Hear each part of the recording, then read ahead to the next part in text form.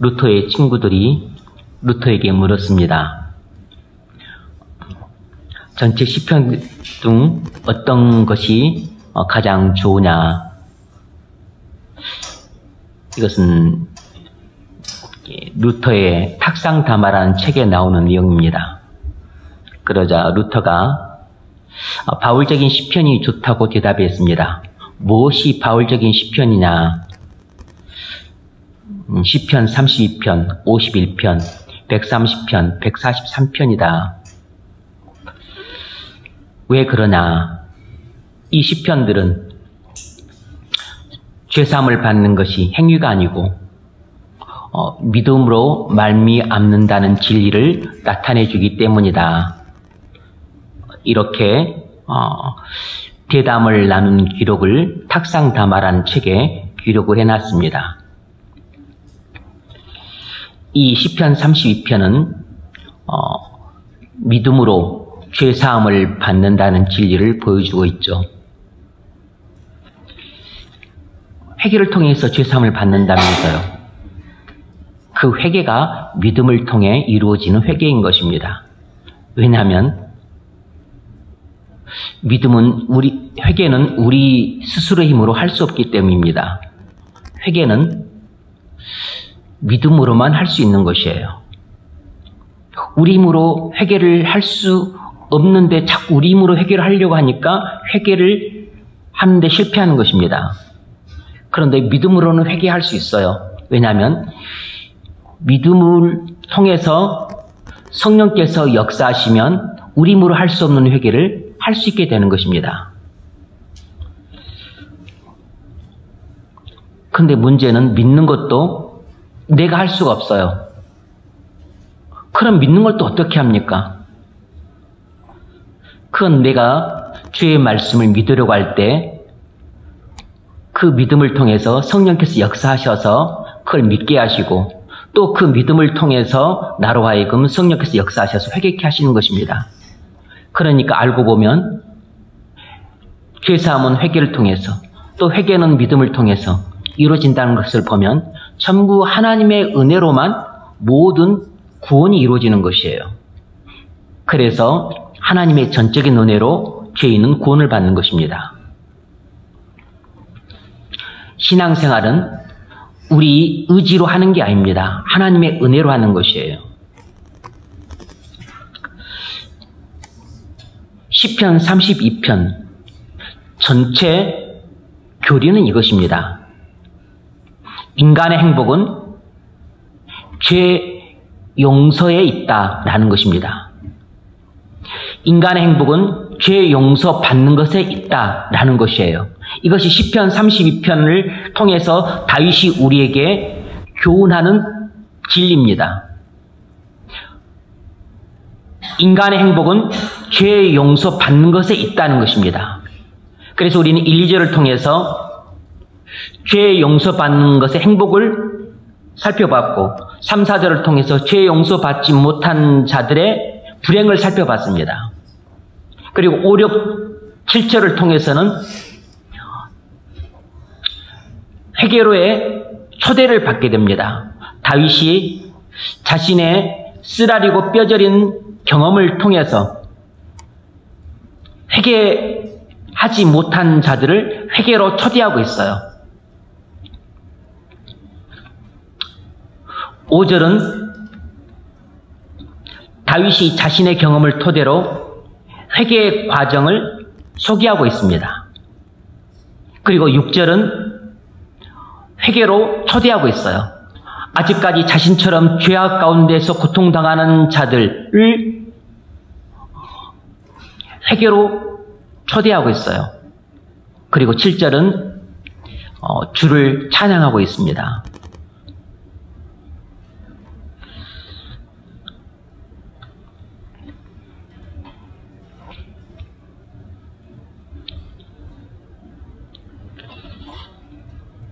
이 5절에 나타난 다윗의 회개 경험을 통해서 자신이 회개의 과정을 소개하고 있습니다. 우리가 어떻게 참된 회개에 이를 수 있겠습니까? 어제 개회배 때 그걸 살펴봤는데 또 본문 5절에 나오니까 다시 한번 간략히 살펴보겠습니다. 다윗은 자신의 회개 경험을 토대로 해서 회개의 과정을 5절에 집약시켜 소개하고 있습니다.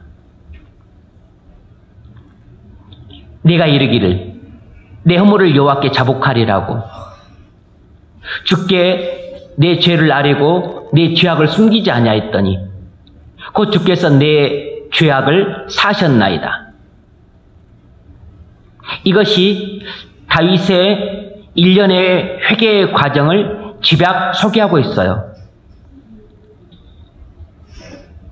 다윗은 하나님의 음성을 듣고서 자신의 죄를 깨달았습니다. 내가 이르기를 내 허물을.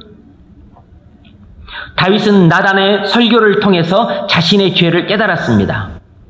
우리도 이 설교를 통해서 자신의 죄를 깨달을 수 있습니다.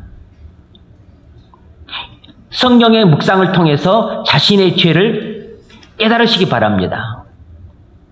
이번 수련의 말씀을 통해서 자신의 죄를 깊이, 철저히, 통렬하게 깨달을 수 있기를 바랍니다. 나단의 설교를 통해 하나님의 음성을 듣고 다윗은 자기 죄를 깨달았습니다. 여러분도 설교를 통해서 하나님의 여러분에게 말씀하신 음성을 듣고 자기 죄를 깊이 깨달으시기 바랍니다. 단순히 내가 죄인이라는 사실 정도만을 아는 것이 아니고 내가 지옥에 갈 수밖에 없는 흉악한 죄인이라는 것이 통렬하게 마음에 깨달아지는 그런 깨달음을 얻기 바랍니다.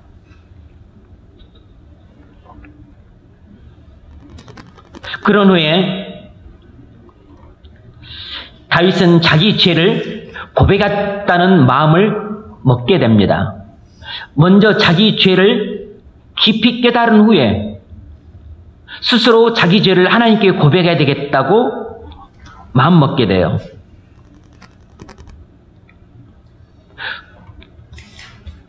내가 이르기를 내 허물을 여호와께 자복하리라 하고 죄 고백하겠다고 하는 그 결심을 하게 되죠. 이처럼 죄 용서에 이르는 회개에는 맨 먼저 죄에 대한 깊은 깨달음이 있어야 됩니다. 죄에 대한 깊은 깨달음이 오면 자연스럽게 죄를 고백하고 싶은 뜨거운 불릴 듯한 심정이 일어납니다. 누가 시켜서 죄를 고백하는 게 아니에요. 여러분도 회개의 기도를 해봤을 텐데 회개의 기도는 누가 죄를 고백하라고 등 떠민다고 해서 할 수 있는 게 아닙니다. 성령의 감동하심과 강권하심이 아니면 누구라도 그 쓰라리고 그리고 뼈저리게 아프는 그 부끄럽고 더럽고 은밀한 자기 죄를 쏟아내는 고백을 할 수가 없어요. 죄를 깨닫는 것은 회개의 첫 출발점이자 그리고 생명과 같아요. 죄를 깨닫지 못하면 회개를 할 수가 없습니다. 죄를 깨달아야만 비로소 회개를 할 수 있어요. 애통함으로 그 고백하고 그리고 죄를 버리고 하는 것은 일련의 과정 속에서 사실 죄를 철저하게 깨닫게 되면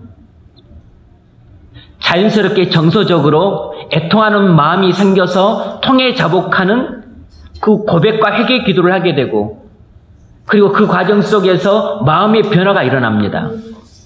그래서 죄를 사랑하던 마음이 미워하는 마음으로 바뀌면서 그 전까지는 그렇게 애를 써도 버릴 수 없었던 죄를 이제는 버리고 하나님께로 돌아오는 기적이 일어나요. 이것은 내가 통해 자복하는 회개 기도를 통해서 마음의 변화가 일어났기 때문입니다. 그래서 죄를 버리고 하나님 말씀에 순종하는 의적인 순종이 뒤따르게 돼요.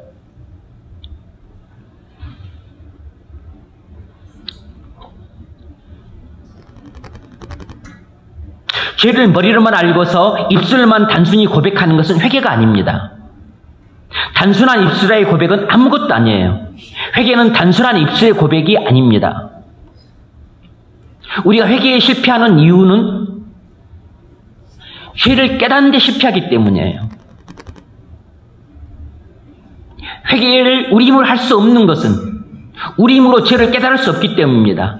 우리 힘으로 애통해할 수도 없기 때문이에요. 우리 힘으로 죄를 버릴 수 없기 때문입니다. 회개의 전 과정을 우리 힘으로 할 수가 없어요. 그래서 회개를 우리가 할 수 없다는 뜻입니다. 하나님은 우리에게 회개를 명하셨어요. 우리는 회개할 의무가 있습니다. 회개를 해야 되는데 내가 회개를 할 수가 없어요. 뭐 어쩌란 말입니까?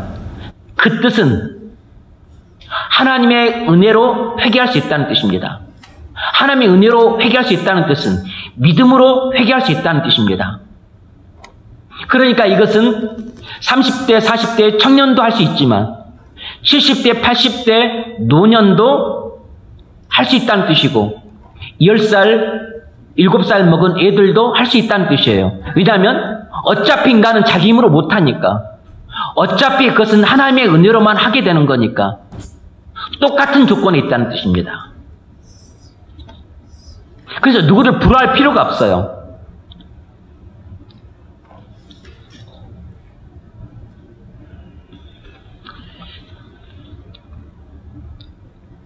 우리의 죄 중에서 가장 큰 죄는 우리의 죄된 본성입니다. 이 죄된 본성이 우리의 죄악의 근원이에요.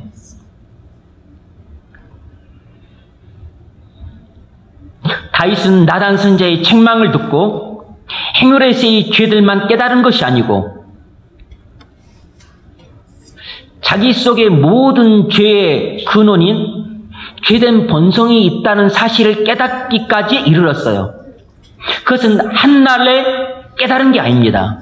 여러분은 다윗이 나단 선지자의 그 준엄한 책망을 듣고서 바로 그날 그 자리에서 모든 것을 깨닫고 시편 32편을 기록하고 그리고 시편 51편을 기록했다고 생각을 하는데 착각입니다. 아니에요.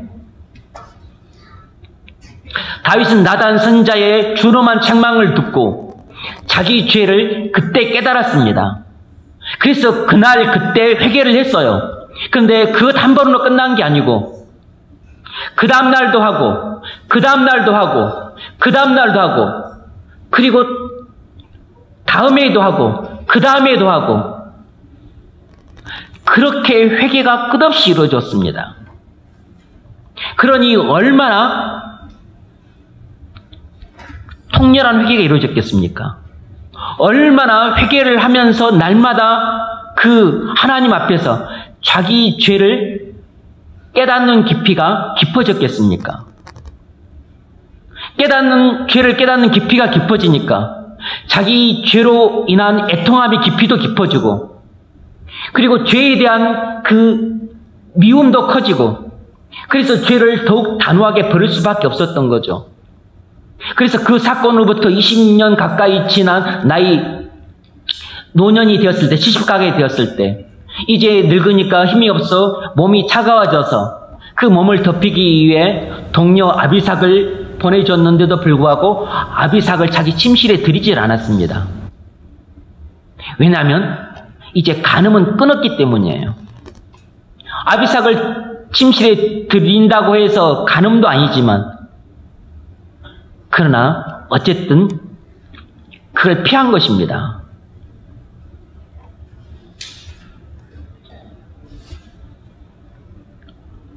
다윗은 나단의 책망을 듣고 그날도 통렬하게 회개를 했지만 그날 하루에 끝난 게 아니에요. 그 다음 날도 하고 그 다음 주도 하고 그 다음 달도 하고 그리고 그 다음 해에도 한 것이에요. 그러다 보니까 뭘 깨닫게 됐냐면 처음에는 내가 간음죄를 범했고 살인죄를 범했고 탐심을 범했고 뭐 그런 것들을 깨닫다가 또 교만을 깨닫고 그리고 방심을 깨닫고 그리고 하나님 말씀을 가볍게 여긴 걸 깨닫고 죄를 가볍게 여긴 걸 깨닫고 나사가 풀어진 것을 깨닫고 그리고 하나님보다 더 사랑하는 우상을 숭배하는 것을 깨닫고 거기서 그친 게 아니고 어찌하여 이렇게 경건했던 내가 그 짧은 기간 동안에 이렇게 셀 수 없을 정도로 많은 사악한 죄를 저질렀나. 파고 들어가 보니까 그 뿌리에 내가 모태에서 태어날 때부터 갖고 있었던 타락한 본성이 있다는 것을 성령의 감동으로 영안이 열려 깨닫게 된 것입니다. 바로 이런 것이 진짜 자기 참모습을 깨달았다는 뜻이에요. 바로 여러분이 행위로서의 죄만 맨날 인정하고 그리고 내가 도둑질도 했어. 내가 뭐 노름도 했어. 내가 누구를 미워하고 뭐 시기하기도 했어. 그런 죄만 깨달아지고는 사실상 죄를 깊이 깨달았다고 볼 수가 없어요. 왜냐하면 아직 자기 내면에 감추어진 그 더럽고 부끄럽고 괴물보다도 더 흉측한 자신의 참모습을 본 적이 없기 때문에 아직까지도 죄가 무엇인지를 알지 못하는 것입니다. 아직까지도 죄의 진짜 모습을 본 적이 없고 그냥 죄의 손끝만 살짝 본 것이에요. 죄의 머리카락 몇 가락만 보는 것입니다. 죄를 알지 못하는 것이에요. 아니 도둑질을 알고 사기를 알고 간음을 알고 살인을 알고 그것을 알았다고 해서 죄를 안 것입니까? 죄의 뿌리를 못 봤잖아요.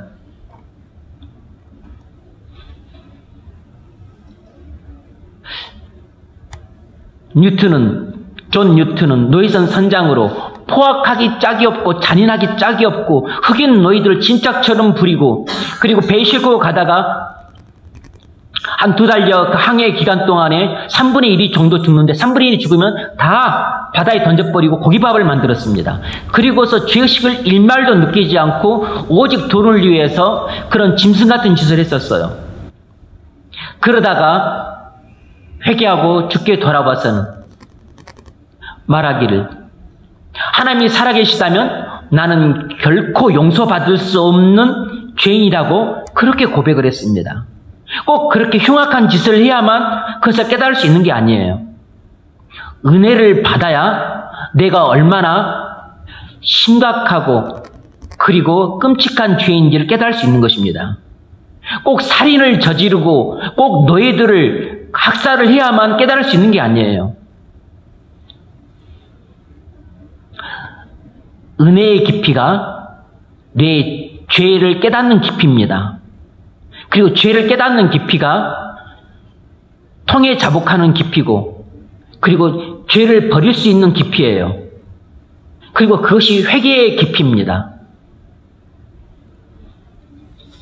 여러분의 회개가 피상적으로 그쳐왔다면 그것은 여러분이 죄를 깨닫는 깊이가 피상적이었기 때문입니다.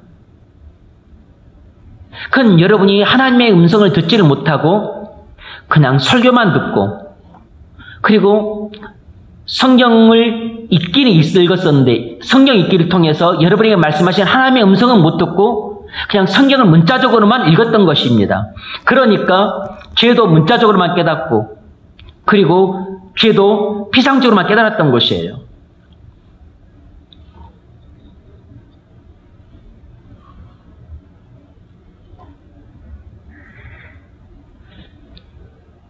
몇 날 며칠이 아니고 끝없이 이루어지는 그 하나님 앞에 나가서 그 회개 기도를 하는 그 머리털보다도 많은 숱한 날들 가운데에서 다윗이 회개 기도를 하다가 어느 누구도 가르쳐 줄 수 없는 인간의 죄악된 본성을 깨닫게 된 것입니다. 그래서 시편 51편 5절에서 이렇게 말을 했어요. 내가 죄악 중에 출생하였으며 모친이 죄 중에 나를 잉태하였나이다. 이 고백은 그냥 허투루 들을 수 있는 고백이 아니에요. 수많은 날과 밤을 하나님 앞에서 눈물로 회개의 기도를 하면서 깨달은 통찰입니다.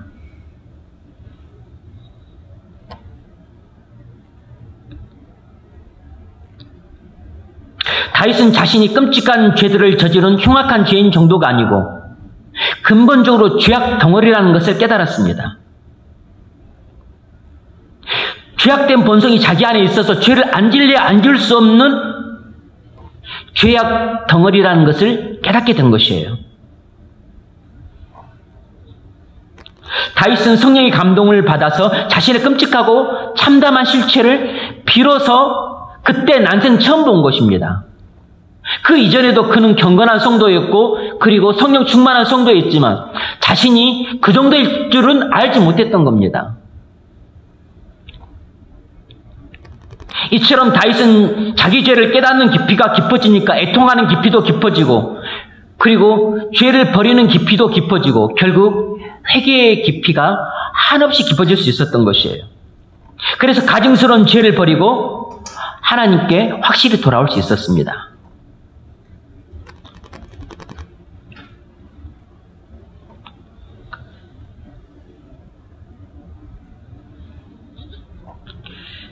루터 이야기를 했던 것처럼 루터가 믿음으로 말미암아 의롭다함을 받는다는 진리를 깨달았다는 사실에만 주목할 것이 아니고 어떻게 그것을 깨닫게 되었는지 그 과정도 알아야 되는데 그 선행됐던 일이 있었기 때문에 이신칭이라는 진리를 깨닫는 후가도 있었던 것이에요.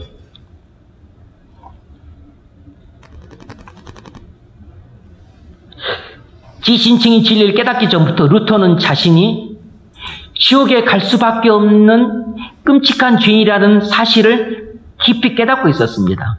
그런 죄의식 때문에 말할 수 없이 괴로워했었어요. 정말 지옥에 갈 수밖에 없는 죄인이라는 사실을 본인이 굳게 확신하고 있었습니다. 그래서 그 죄책감 때문에 수도원에서 수도사로서 견딜 수가 없었던 겁니다. 그래서 매일 밤 채찍으로 자기 등을 내리치면서 이 죄에 대한 욕망을 죽이려고 애를 썼고 죄의 권세에서 해방되려고 고행을 해도 해방될 수가 없었습니다. 자기가 자기를 볼 때 죄의 노예로 살아가는 것이 보이는데 벗어날 수가 없었던 것이에요. 그래서 그가 스타비치에게 하소연을 하기를 아무리 맹세를 해도 맹세를 지킬 수가 없습니다. 숱한 결심을 해도 아무런 소용이 없어요.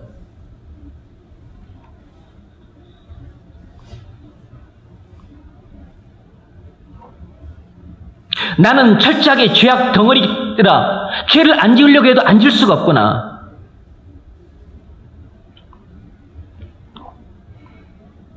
그런데 오늘날 우리는 죄에 대한 자각이 없습니다. 그저 자기가 죄인이라는 사실로만 알고 있어요. 자기가 죄인이라는 사실을 그냥 교리적으로만 믿고 있습니다. 자기가 지옥 갈 수밖에 없는 죄인이라는 그 뼈저린 자의식이 없어요. 자기가 죄인이라는 것을 피상적으로 아는 사람에게 회개하려고 하면 피상적인 회개를 할 수밖에 없습니다. 왜 우리의 회개가 맨날 수박 거달기식의 회개인가? 그건 내가 죄를 깨닫는 깊이가 수박 껍질도 못 들고 가고 맨날 수박 거달기 정도로만 내가 죄를 깨닫고 있으니까 회개도 수박 거달기 정도로만 할 수밖에 없는 것입니다. 한 번도 수박 안에 있는 빨간 살덩이처럼 내 속에 있는 그 검붉은 죄악 덩어리를 만져본 적도 귀로 들어본 적도 눈으로 본 적도 없는 것이에요. 수박 안에 빨간 속살이 있다는 것을 까보지 않으면 어찌합니까? 우리 안에 검붉은 죄악이 있다는 것을 그걸 까보지 않으면 어떻게 하냐고.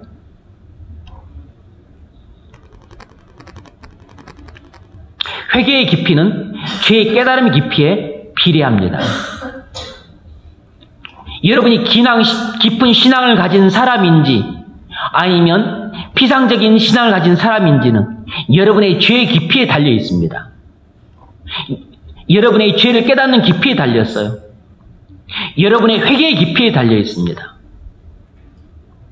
여러분이 죄를 버리고 하나님께 돌아와서 순종하는 깊이에 달려 있어요. 그것이 여러분의 신앙의 깊이입니다.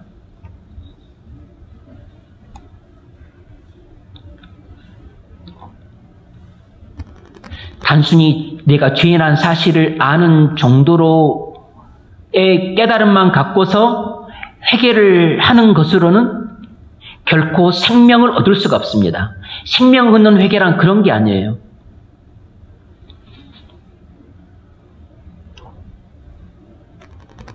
내가 하나님의 형상으로 지음받고 하나님께서 아버지로서 나를 영원 전부터 그토록 사랑하셨는데 나는 하나님 사랑을 모르고 탕자처럼 그렇게 창녀와 몸을 섞고 방탕하게 살면서 그리고 내 인생을 허비하고 내 인생은 내 것이라고 하면서 제멋대로 살아왔구나. 내가 하나님 사랑을 그렇게 알지 못하고 그렇게 아버지 마음을 아프게 해드린 내가 정말 부르자구나.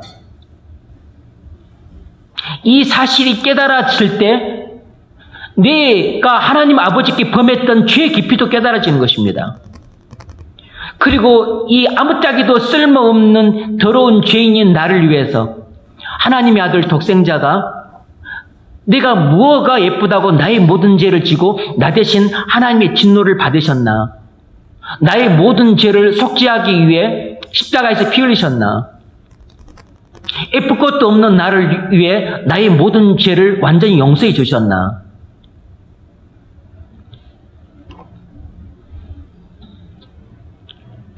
그것이 깨달아질 때 그리스도를 십자가에 못 박아 죽인 장본인이 나고 나 죄 때문에 예수님이 십자가에서 피 흘리셨다는 것이 깨달아질 때 내 죄가 독생자를 십자가에서 못 박아 죽일 만큼의 그렇게 크고 중한 죄라는 것이 깨달아지는 겁니다.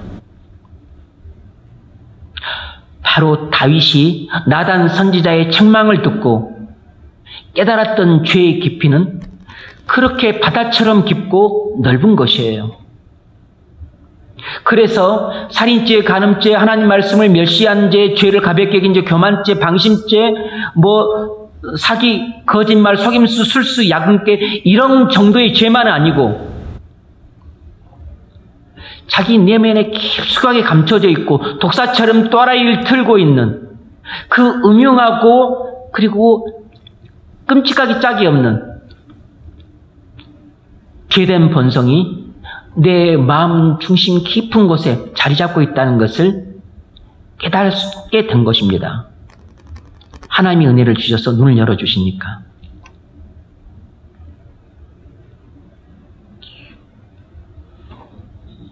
여러분이 생명 얻는 회개를 하고자 한다면 여러분의 죄를, 자기 죄를 깨닫는 깊이가 지금보다 훨씬 깊어져야 돼요.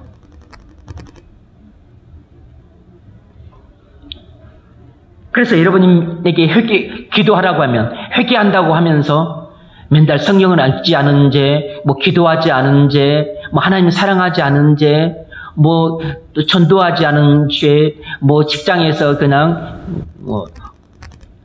어두운 빛의 자녀도 아니고 어둠의 자식처럼 살아가서 돈도 못 보인 죄, 그런 죄만 나이를 하고 있는 겁니다. 물론 그것도 죄죠.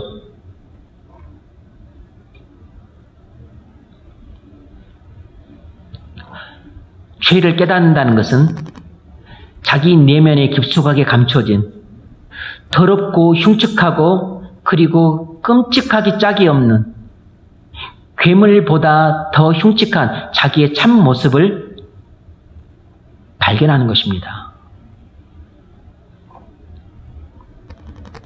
이런 죄의 깨달음이 깊어질 때 그때 내 심장이 부서지면서 그리고 주저앉는 것입니다. 마음이 무너지면서 내가 더 이상 이 자리에 서 있을 수가 없는 것이에요.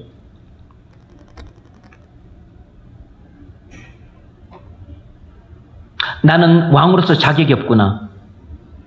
목사로서 자격이 없구나. 아버지로서 자격이 없구나.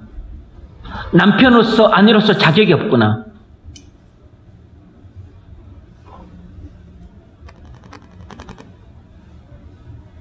이 세상에서 가장 흉악한 죄인인데 무슨 자격이 있겠어요?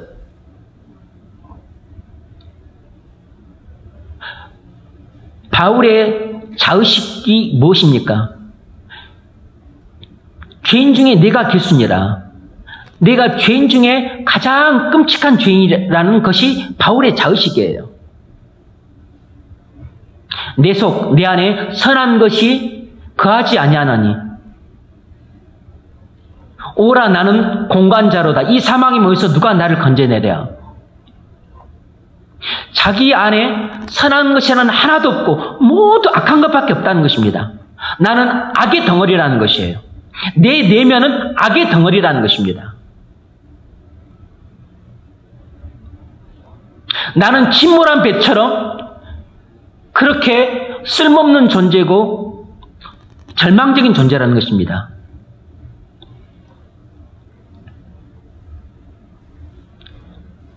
죄와 사망에 붙잡혀서 살았다 할 것이 없는 사망의 몸이라는 것이에요.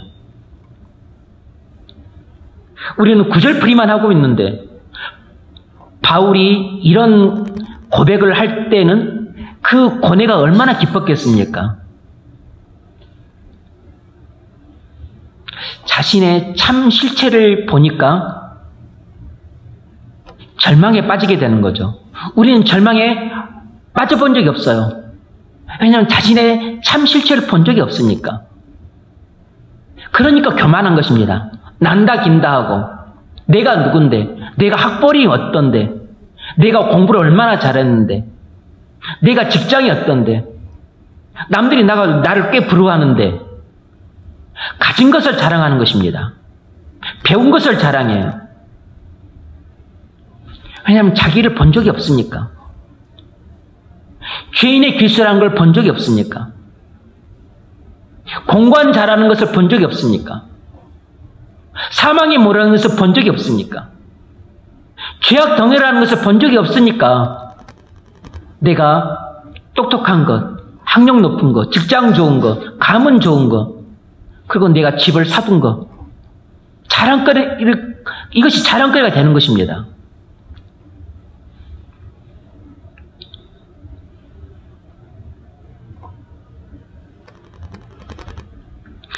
성령의 조명을 받아야 바울처럼, 다윗처럼, 루터처럼 올바른 자의식을 갖게 됩니다. 자기 죄를 깊이 깨달을 수가 있어요. 그러면 지옥 가야 마땅한 죄인이라는 것을 다윗이 깨달은 것처럼, 바울이 깨달은 것처럼, 루터가 깨달은 것처럼 깨닫게 됩니다. 그때서야 누가 등 떠밀지 않아도 통에 자복하는 회개 기도를 하게 돼요. 그래서 죄를 미워하는 마음이 생겨서 죄를 단호하게 끊게 됩니다. 이것이 바로 회개고, 이런 회개를 통해서 잃었던 생명을 찾게 된 겁니다. 나 같은 죄인 살리신 그 은혜에 놀라워 잃었던 생명 찾았네. 존 뉴턴이 회개를 통해서 잃었던 생명을 찾았던 겁니다.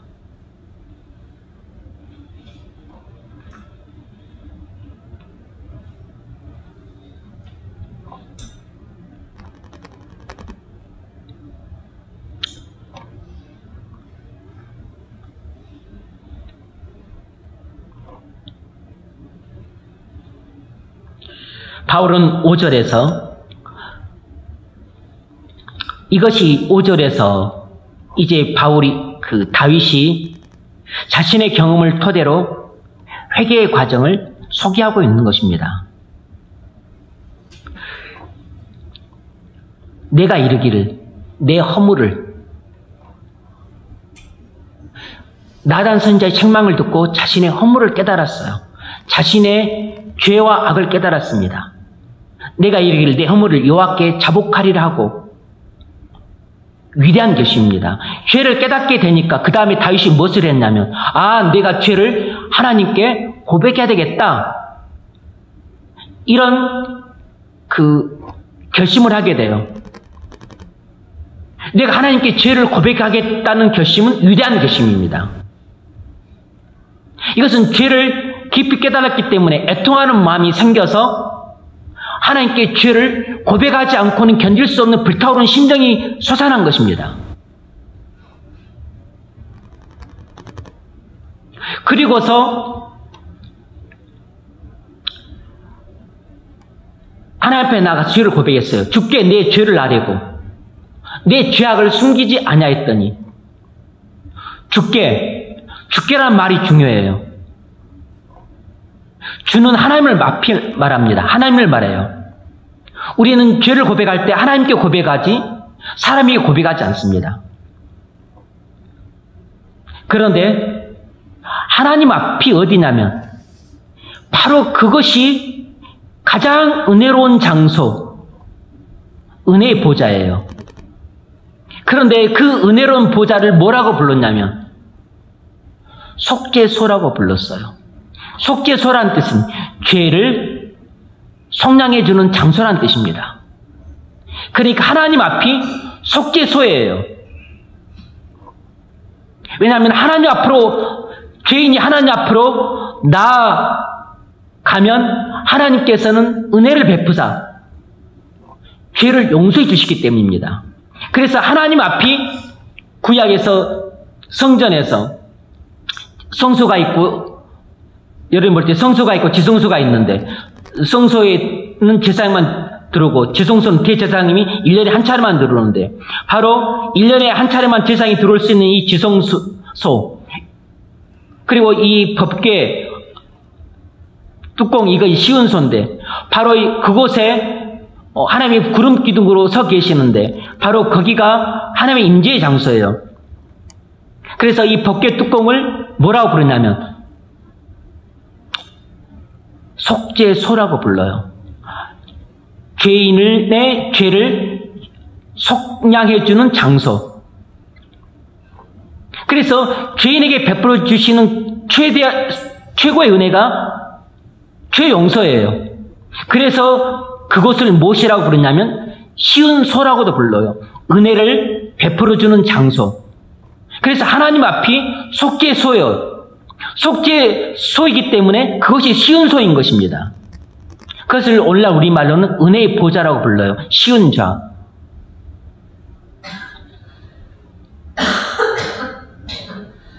그래서 속죄소는 우리를 천국으로 인도하는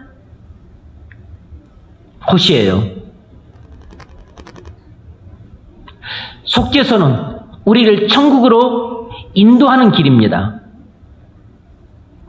은혜의 보좌는 우리를 천국으로 인도하는 길이에요. 그러므로 여러분 하나님 앞으로 나가십시오. 그러면 여러분은 여러분의 죄를 용서받는 은혜를 받게 됩니다. 왜냐하면 하나님 앞이 속죄소니까. 그리고 여러분이 하나님 앞에 나가면 무조건 은혜를 받습니다. 왜냐하면 하나님 앞이 쉬운 소이기 때문에 은혜를 베풀어주는 장소이기 때문에. 그래서 죄인이 하나님 앞에 나가면 무조건 은혜를 받아요. 그곳이 쉬운 소 또는 쉬운 좌 또는 은혜의 보좌라고 불러요.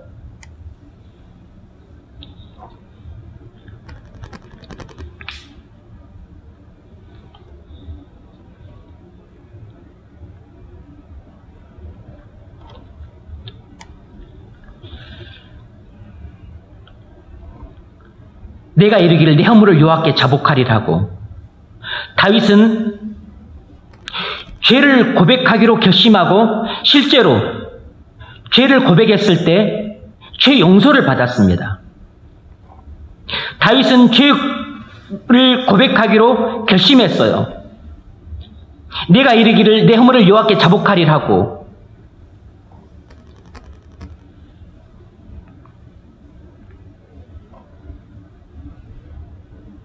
여러분, 죄를 고백하기로 하는 결심은 위대한 결심이에요. 왜냐하면 그것은 내가 이제 회개하겠다는 결심과 같은 결심이기 때문이에요. 죄 고백에 대한 결심은 회개에 대한 결심과 같은 것입니다. 그건 하나님의 은혜를 주셨기 때문에 할 수 있는 일이에요.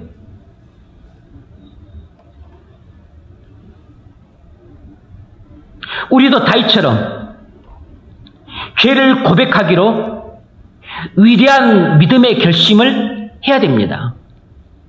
여러분이 이 수련회 때 말씀을 듣고 해야 될 결심은 이제 나도 다윗처럼 내 죄를 깊이 깨달아야 되겠다. 그래서 나도 다윗처럼 속죄소에 나가서 내 죄를 고백해야 되겠다는 위대한 믿음의 결심을 하셔야 됩니다.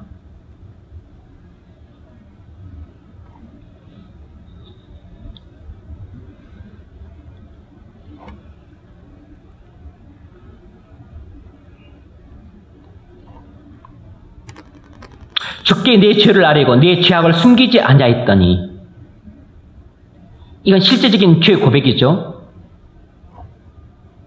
다윗이 속죄소에 나가서 죄를 고백하는데 애통하는 마음이 밀려오니까 자기 마음속에 있는 모든 죄를 하나도 감추지 않고 실오라기 하나라도 걸치지 않고 모든 것을 다 깡그리 고백했습니다. 낱낱이 하나도 감추지 않고 성령께서 기억해 주시는 것들을 다 고백을 했어요. 교만죄, 방신죄, 나사가 풀린 죄, 미쳐 날뛴 죄, 그리고 하나님 말씀을 가볍게 여긴 죄, 죄를 가볍게 생각하고 범한 죄, 그리고 영적으로 나태해진 죄, 그리고 부주의한 죄, 그리고 눈을 지키지 않은 죄, 안목의 정욕을 범한 죄, 육체의 정욕을 범한 죄, 이생의 자랑에 빠진 죄. 그렇게 행위로서의 죄만 나열을 해도 날이 부족해요. 그래서 계속해서 회개가 이어졌던 것입니다. 한 해가 가고 또 한 해가 가고 또 한 해가 가고. 그래서 루터의 말이 맞아요. 성도의 전 생애는 참회다. 그리스도에 있는 일생 내내 회개하며 사는 사람이다.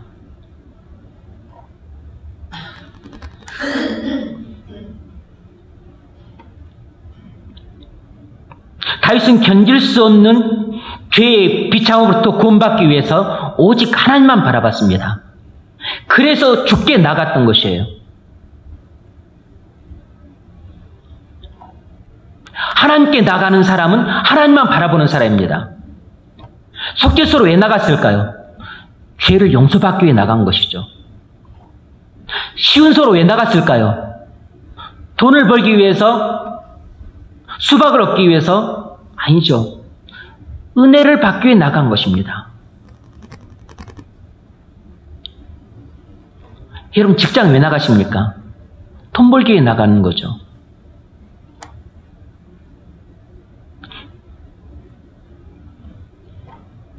시가, 처가 왜 갑니까? 부모님께 안부 인사 드리려고 가는 거죠. 휴가 왜 갑니까? 육체적인 좀 힘을 얻기 위해 가는 거죠. 하나님께는 왜 가십니까? 바캉스를 하러 가는 건 아니잖아요. 하나님께 왜 가십니까? 이유는 하나예요. 죄 용서를 받기 위해 나가는 겁니다. 하나님 앞이 속죄소니까. 죄를 속량받기 위해 나가는 것이에요. 죄인이 하나님께 받는 은혜는 죄 용서입니다. 죄인이 하나님께 받을 수 있는 최고의 은혜는 죄 용서예요. 왜냐하면 죄인에게 가장 무서운 일은 죄에 대한 하나님의 심판이기 때문입니다. 죄의 삭은 사망이기 때문에 죄에 대해서 하나님은 진노로 심판을 하세요. 하나님의 그 영원한 진노의 심판으로부터 구할 자가 아무것도 없습니다. 죄인이 하나님께로부터 받는 은혜는 병이 낫는 게 아닙니다. 축복을 받아서 부자가 되는 게 아니에요. 늙어도 동안을 유지하는 것, 아름다운 얼굴을 얻는 것, 좋은 배우자 만나서 결혼하는 것, 그런 것도 은혜가 아니라고 할 수는 없지만 그런 것은 부스러기고 부차적인 것이고 가장 본질적이고 중요한 것은 용서입니다. 용서. 왜냐하면 하나님 앞이 속죄소니까.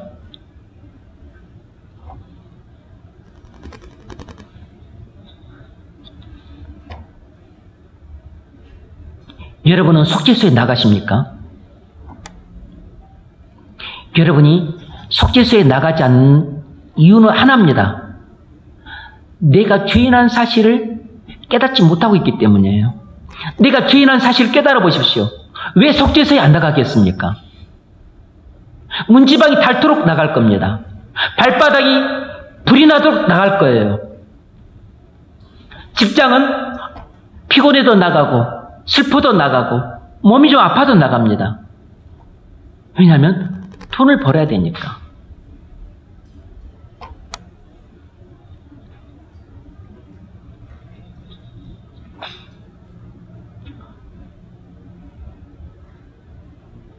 구원받은 성도들은 안일한 상태에 빠질 수가 있습니다. 내가 거듭나고 구원받아서 이제 진노로부터는 벗어났다. 만일 그런 생각에 사로잡혀 있는 사람은 이미 안일한 상태에 빠져서 무사 안일주의에 빠져서 형식적인 신앙으로 흐를 가능성이 있습니다.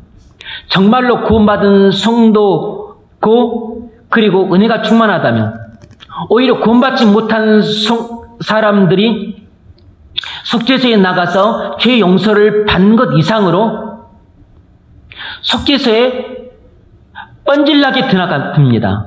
왜냐하면 구원받지 못한 사람이 깨닫는 죄의 가지수보다 자기가 깨닫는 죄의 가지수가 더 많고 구원받지 못한 성도들의 죄를 깨닫는 깊이는 얕은데 자기가 깨닫는 죄의 깊이가 깊으면 구원받지 못한 성도보다도 자기가 더 훨씬 검붉은 죄악을 뒤집어 쓴 흉악하고 죄인의 기수라는 것을 느끼기 때문에 속죄소에 안 나갈 수가 없는 것입니다.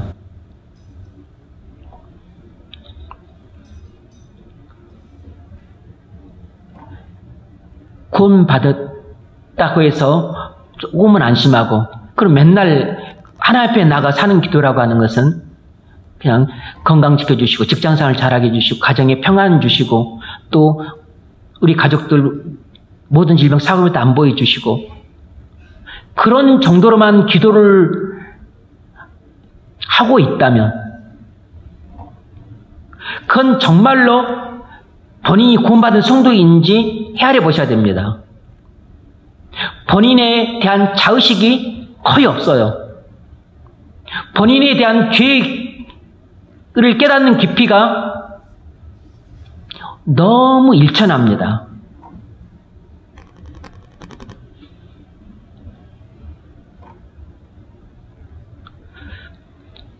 멜라니톤이 루터에게 물었습니다. 어떤 사람이 회심했는지 안 했는지 잘 모르겠다. 좀 의심이 간다. 이럴 때 어떻게 해야 되냐? 친구 루터가 말해줬습니다. 그 사람이 자기 죄를 깨닫는 깊이를 봐라. 그 사람이 정말 자기 죄를 깊이 깨닫고서 영적인 절망 상태에 이르렀는지를 살펴봐라. 그리고 정말로 자기가 지옥에 갈 수밖에 없는 죄인이라는 자식이 있는가? 그걸 봐라. 그걸 보면 그 사람이 구원받은 성도인지 아닌지 알 수가 있다.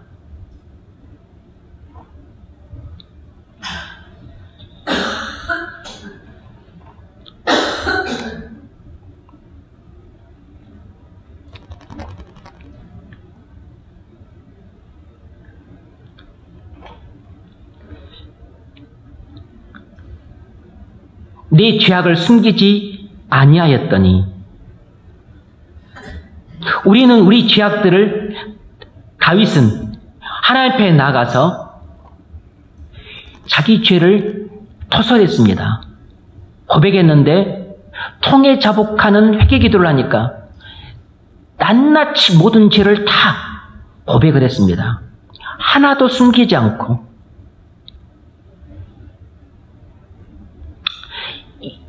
죄를 깨닫는 깊이가 깊으면, 그리고 모든 죄를 하나도 감추지 않고 다 죄악들을 토해냅니다.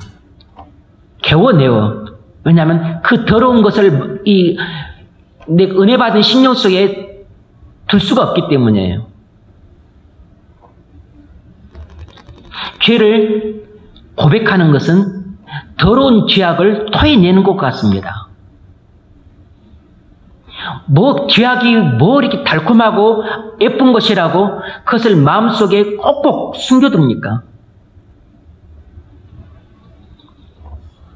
그 죄악이 마음속에 가득하니까 내가 간사해지고 거짓말을 하고 속이고, 그리고 음흉해지고 계략을 꾸미고 장깨를 부리고, 그리고 이기적이 되고 탐심을 부리는 것입니다. 우리는 우리 죄악들을 낱낱이 드러내야 됩니다. 이것이 진정한 믿음으로 하는 죄의 고백이에요. 이것이 애통함을 하는 죄의 고백입니다. 적당히 두루뭉술하게 죄를 고백하는 것은 믿음으로 고백하는 게 아닙니다. 그것은 애통함으로 고백하는 게 아니에요. 믿음으로 죄 고백하는 것은 모든 죄를 성령께서 기억나게 하심으로 다 고백합니다. 애통함으로 고백하게 되면 본인이 조절을 못하고 성령의 감동과 이끌림에 의해서 죄들을 기억나게 하심으로 5살 때, 7살 때 저질렀던 죄까지 다 밤새도록 그걸 쏟아내게 되어 있습니다. 밤새도록 토해내요. 수십 년 동안 저질렀던 죄악이니까 그게 하룻밤으로 부족한 것입니다.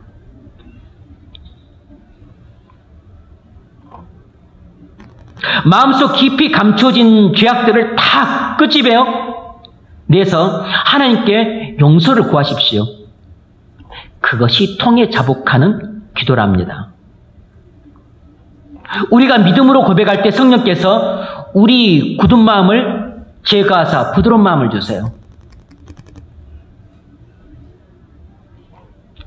우리가 죄를 깊이 깨닫고서 성령의 감동을 받아 내 힘으로는 절대 할 수 없는 그런 애통하는 마음으로 통에 자복하는 회개 기도를 할 때, 우리 40년, 50년, 70년 동안 내가 마음과 몸과 행위로 저질러 왔던 모든 죄악들을 다 쏟아놓게 됩니다. 그게 몇 날, 몇 달, 몇 년이 계속 이어지는 것이에요. 그것이 회개입니다.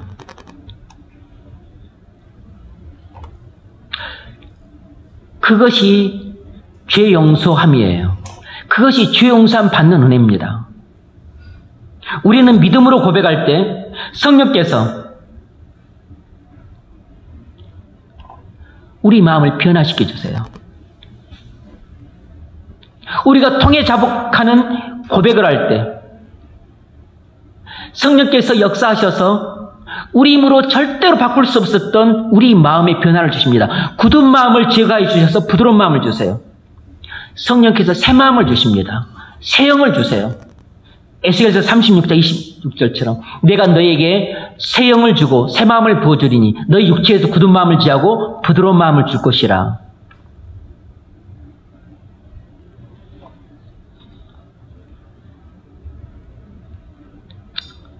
그러면 우리가 그렇게 끊을 수 없었던 죄를 끊고 하나님께 돌아오게 됩니다. 그래서 그렇게 의지적인 순종이 수반이 돼요.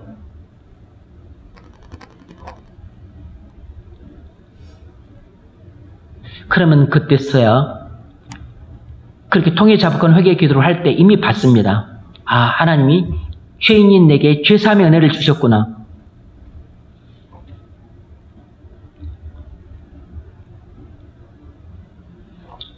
하반절, 곧 주께서 내 죄악을 사하셨나이다.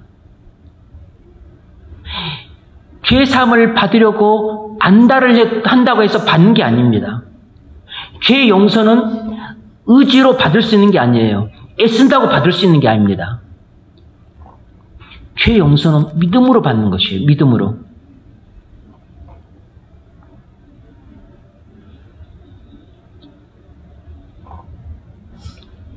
여러분 마음에 간사가 가득하고 불법이 가득하다면, 여러분 삶이 허물과 죄악으로 뒤엉킨 실타리처럼 복잡하게 얽혀서 내가 풀어 수 없는 이런 지경에 이르렀다면, 여러분이 해야 될 일은 여러분의 마음을 어떻게 깨끗하게 할까, 여러분의 복잡하게 실타리처럼 얽힌 삶을 어떻게 해결할까, 그걸 고민할 게 아니고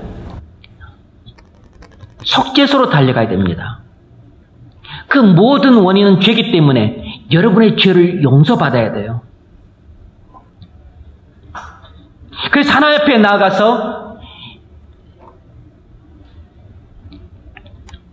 호소를 하십시오.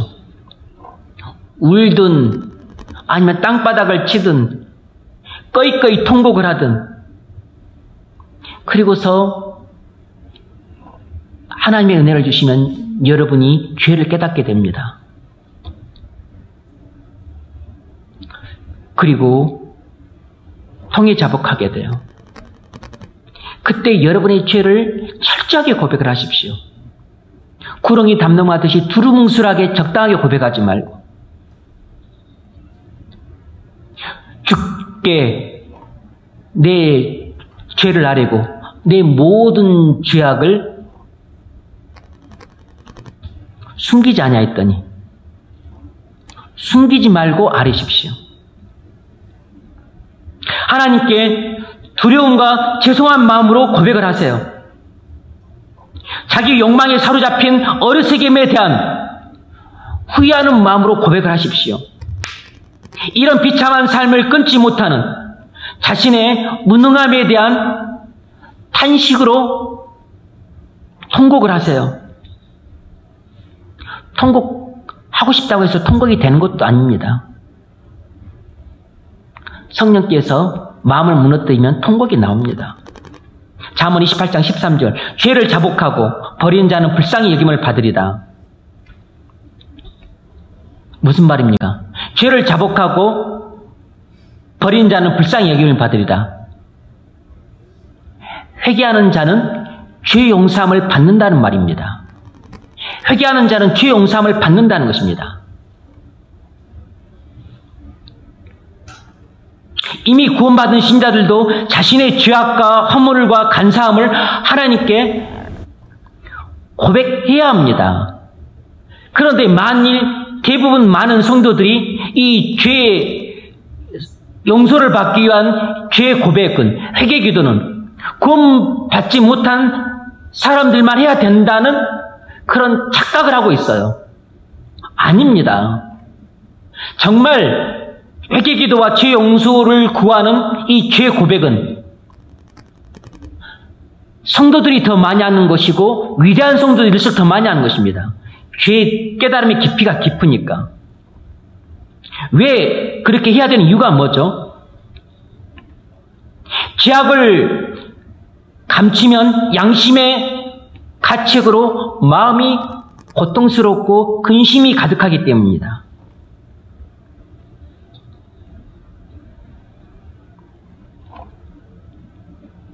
다윗이 그랬습니다. 죄악을 감추고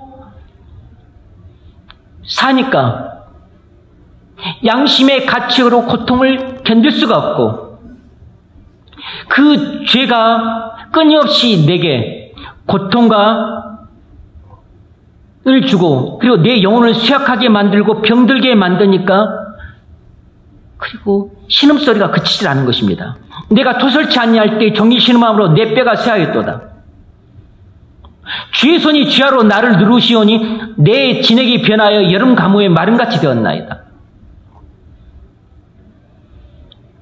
성도는 이런 고통 때문에 성도 아닌 사람들보다도 더 많이 회개할 수밖에 없고 더 많은 죄 용서를 구할 수밖에 없습니다.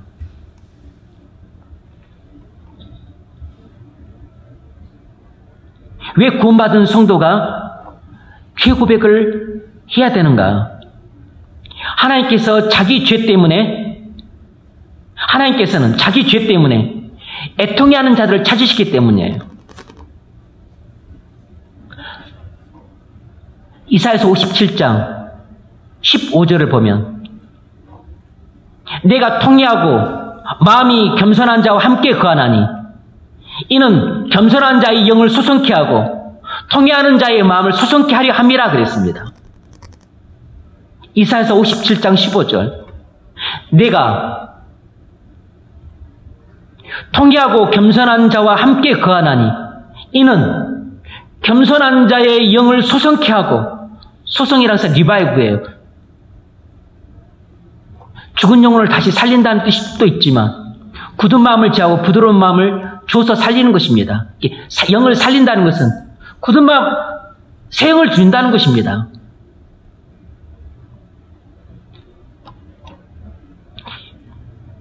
통회하는 자의 마음을 소성케 하려 합니다. 어떤 게 소성케 합니까? 새 마음을 줘서 소성케 하죠. 굳은 마음을 주고 부드러운 마음을 줘서 영혼을 살리는 것입니다. 그래서 우리는 믿음으로 죄를 고백할 때 우리 영혼이 소성이 돼요. 리바이브가 됩니다. 굳은 마음, 죽은 마음, 부드러운 마음, 산 마음이에요. 굳은 마음이 제거되고 부드러운 마음이 된다는 것은 죽은 마음을 살린다는 뜻입니다. 죄로 인해서 썩어지게 되면 굳어지게 되는데 그게 죽은 마음이에요. 여러분이 오랫동안 40년 동안 45년 동안 죄 가운데 살아왔다면 여러분 죄 때문에 썩어서 굳어졌습니다. 그 굳은 마음이 죽은 마음이에요. 그 굳은 마음을 부드러운 마음으로 바꿔야 됩니다. 죽은 마음을 살려야 돼요. 살려야 되는데 눈 감고 있으면 살아나나?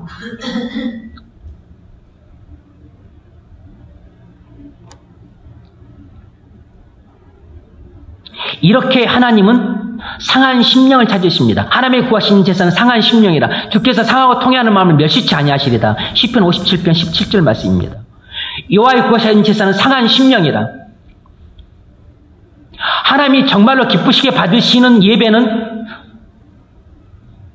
우리가 우리 죄 때문에 마음이 무너져가지고 주 앞에 꼬꾸라져서 나오는 것, 그 예배를 받으세요. 그 사람을 기쁘게 받으십니다. 그런데 여러분은 50년 동안 예배를 들었으면서 불구하고 상한 심령으로 예배를 드려본 적 있습니까? 여러분은 대부분 살면서 착하다는 말을 많이 들었을 겁니다. 특별히 교인 자녀 가정에서 자란 사람들은 더 그랬을 것이에요. 목회자 자녀들은 더더욱 그랬을 겁니다. 아버지 체면을 위해서. 스트레스가 많아요, 목회자 자녀들이. 왜냐하면 착한 척을 해야 되니까. 그리고 또 많은 경우도 착하기도 하지만. 근데 착한 것과 죄하고는 상관이 없는 거예요. 착해도 죄는 엄청나게 많이 질 수 있습니다. 겉으로 보기엔 착해도 안에는 괴물보다 더 흉측한 그런 실체를 갖고 있는 것이에요. 겉으로 착하다고 해서 마음으로 음란을 안 짓고 교만한 게 아니고 방심한 게 아니고 오만불손한 게 아니고 그리고 무엇보다도 수십 년 동안 죄를 지었기 때문에 마음이 썩어서 굳은 마음이 되었어요. 죽은 마음을 갖고 있는 것입니다. 근데 남들이 착하다고 해.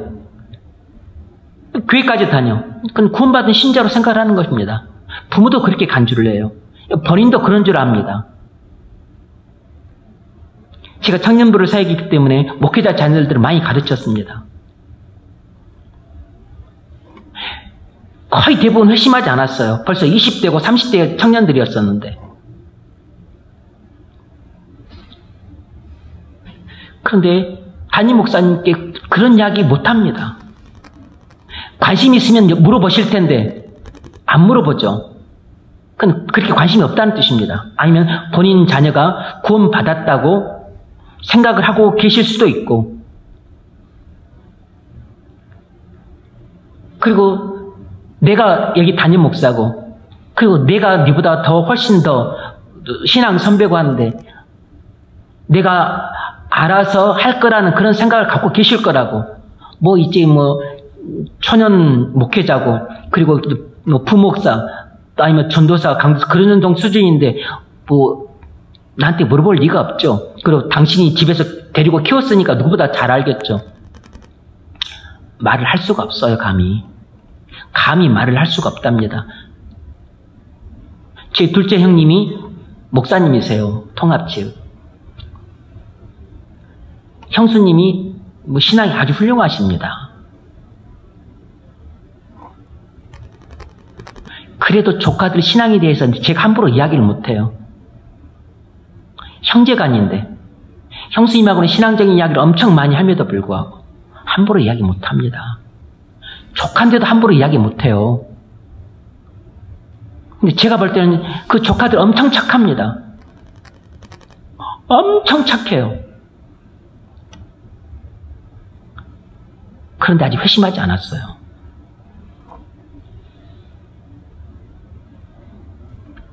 벌써 결혼까지 했는데 걔들한테 저 그런 이야기 못합니다.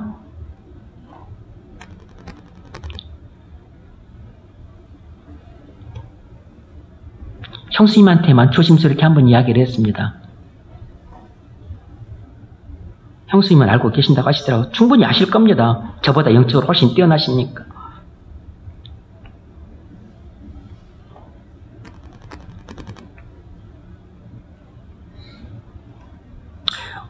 왜 구원받은 성도들도 속죄소에 나가서 그 자기 죄를 고백을 해야 되냐면, 죄를 고백하고 용서를 구하는 것이 하나님의 영광을 밝히 드러내기 때문입니다.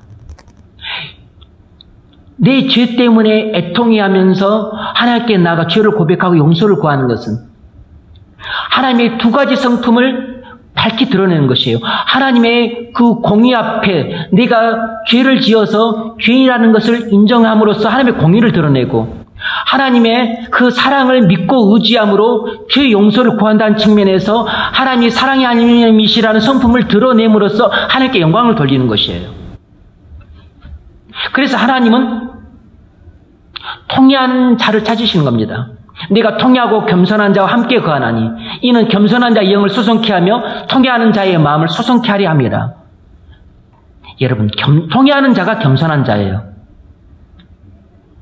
통회 자복하는 회개 기도를 하는 사람이 겸손한 사람이라고. 겸손한 사람은 자기 죄 때문에 애통해서 통회 자복하는 회개 기도를 하는 사람입니다. 똑같은 사람이에요.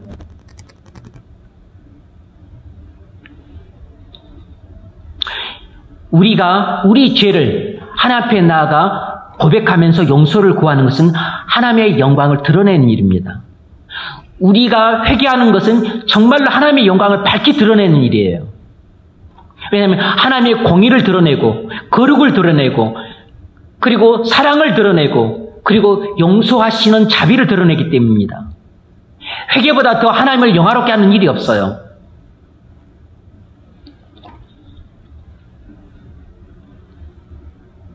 여기서 죄악이란 간음죄와 특별히 살인죄를 가리킨다고 볼 수 있는데,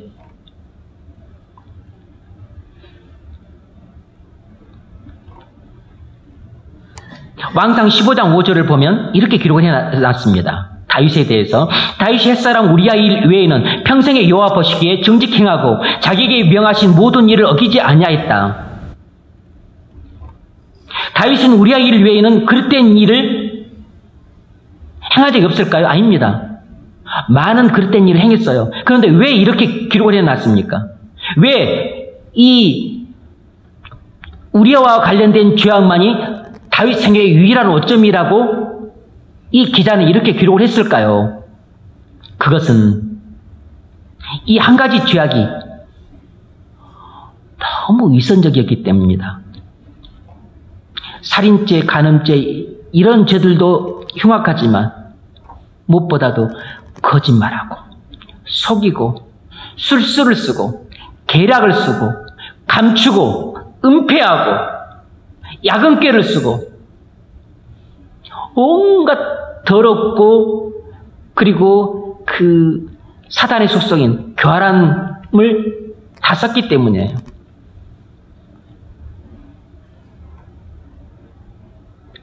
예전에는 다윗이 그릇된 행실을 했을지라도 마음만큼 정직했습니다. 그런데 우리아 이 일에 있어서는 양심에 어긋난 일을 계속했습니다.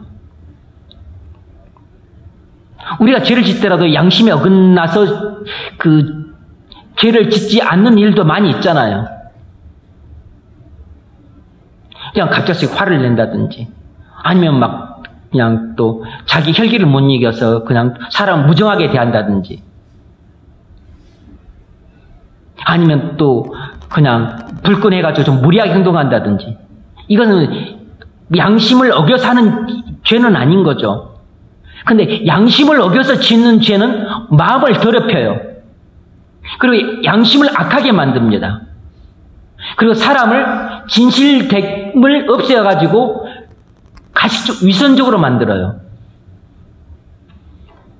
다윗의 범죄가 그랬습니다. 그런데 놀라운 것은 그럼에도 불구하고 하나님께서 다윗을 죄 가운데 내버려 두지 않고 죄사함의 은혜를 베풀었다는 것입니다. 마찬가지로 하나님은 우리는 다윗보다도 더 양심을 어겨가면서 마음을 더럽게 하고 양심을 악하게 하고 그렇게 위선적으로 살아왔음에도 불구하고 하나님은 우리를 죄 가운데서 망하도록 내버려 두지 아니하시고 새 언약을 따라서 약속된 죄사함의 은총을 베풀어 주셨어요. 그것이 바로 새 언약의 약속을 따라 오신 그리스도입니다. 새 언약의 약속이 무엇입니까? 죄사함의 약속이에요. 내가 너희들의 죄악을 사하리니 이것이 예레미야서 31장에 나와 있는 죄사함의 약속입니다. 새 언약을 성취하기에 그리스도께서 오셔서 우리 죄를 지고 하나님의 진노를 받으셨어요. 그래서 새 언약이 그리스도의 피를 통해 성취되었습니다. 그래서 그 십자가에서 흘리신 그리스도의 피는 새 언약에서 약속된 완전한 사죄의 성취예요. 그래서 그리스도의 피는 완전한 속죄입니다. 그리스도의 피는 완전한 용서예요. 그리스도의 피는 완전한 속죄이자 영원한 속죄입니다. 그리스도의 피는 완전한 용서이자 영원한 용서예요. 그러면 누구든지 그리스도의 피를 믿으면 완전한 속죄를 받고 영원한 속죄를 받습니다. 여러분들이 오늘 믿어야 될 것은 그리스도의 피입니다. 그리스도의 피를 믿으면 완전한 용서를 받고 그리고 영원한 용서를 받아요. 이거보다 더 기쁜 소식이 어디 있습니까?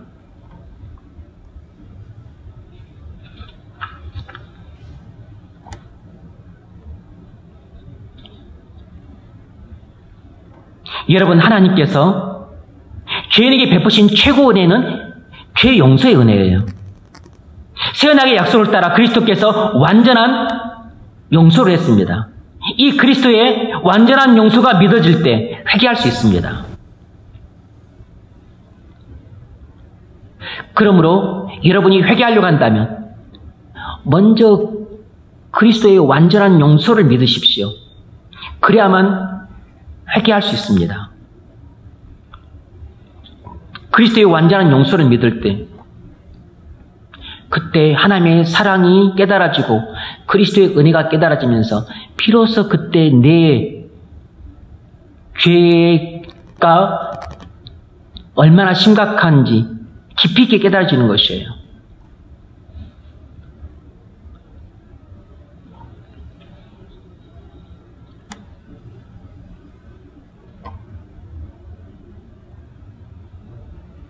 여러분, 회개하고자 한다면 먼저 그리스도의 피를 믿으십시오. 그리스도의 완전한 속죄를 믿으세요. 그리스도의 완전한 용서를 믿어야 회개가 됩니다. 그리스도의 완전한 용서를 믿을 때 비로소 자기의 죄를 깨닫게 되고 그래서 애통하게 되고 죄를 버리게 됩니다. 여러분은 스스로의 힘으로 회개할 수가 없어요. 스스로의 힘으로 죄를 깨달을 수도 없고 애통할 수도 없고 버릴 수도 없어요. 오직 믿음으로만 회개할 수 있습니다. 뭘 믿죠? 그리스도의 피를 믿음으로 회개를 하는 겁니다. 그리스도의 완전한 용서를 믿을 때 회개할 수 있습니다. 성령께서 할 수 없는 회개를 하게 해주세요. 그것이 하나님의 은혜입니다. 믿음도 하나님의 은혜, 회개도 하나님의 은혜, 죄사함도 하나님의 은혜, 모든 게 하나님의 은혜입니다.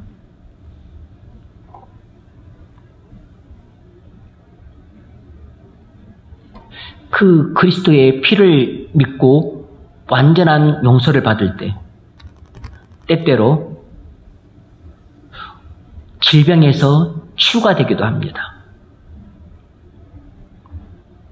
막혔던 하늘문이 열리면서 은혜가 부어질 때 영혼도 구원받지만 육체가 구원받는 일들도 종종 일어나게 돼요.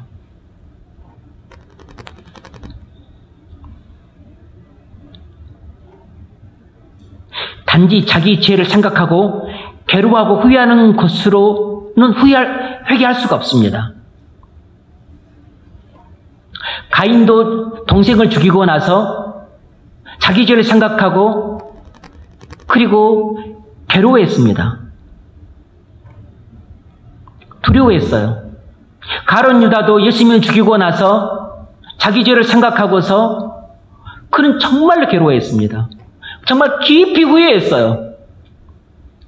그리고 양심의 가책을 받아서 견딜 수가 없었습니다. 너무 착한 사람 아닙니까? 그리고 자기가 자결했습니다.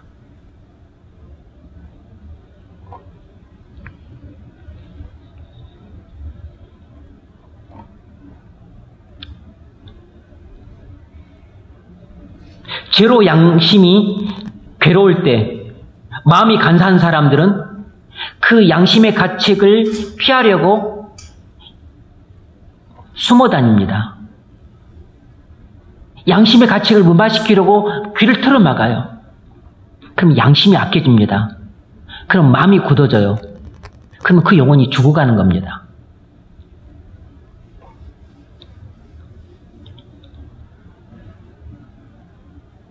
다윗은 하나님께 나아가 자기 죄악을 고백했습니다. 용서를 구했어요. 믿음으로 자기 죄악을 고백했더니 죄 용서를 받았습니다. 여기에 구원의 길이 있습니다. 여러분도 다윗처럼 믿음으로 하나님 앞에 나가서 자기 죄를 고백하십시오. 믿음으로 죄를 고백하는 사람은 죄 용서를 받습니다. 하나님 앞에 속죄서기 때문이에요. 여러분, 속죄소에 나가서 여러분의 죄를 고백하십시오. 속죄소에 나가서 믿음으로 그리스도의 완전한 용서를 믿음으로 여러분의 죄를 고백하세요. 그리스도께서는 우리의 완전한 용서를 십자가에서 이루셨습니다. 그리고 우리의 완전한 용서를 위해 이 땅에 오셨습니다. 그 그리스도의 완전한 용서를 믿고 속죄소에 나가서 죄를 고백하면서 죄의 용서를 구하는데 왜 안 주겠습니까? 하나님께서 죄 용서를 주시려고 독생자 그리스도를 보내셨고 독생자 그리스도는 우리의 죄 용서를 위해 십자가에서 피 흘리셨는데 성령께서는 그 일을 하고 계시는데 삼위일체 하나님이 오직 우리의 죄 용서를 위해서 협력 사역을 계시는데 그 속죄소에 우리가 그리스도의 완전한 용서를 믿음으로 나가 회개하면서 죄 용서를 구하는데 왜 죄 용서를 안 주겠습니까? 안 주는 게 이상한 것이죠. 새 언약의 약속을 믿고 나가십시오. 그리스도의 피를 믿음으로 나가세요. 어거지로 회개하려고 하지 마세요. 이것이 구원의 길입니다.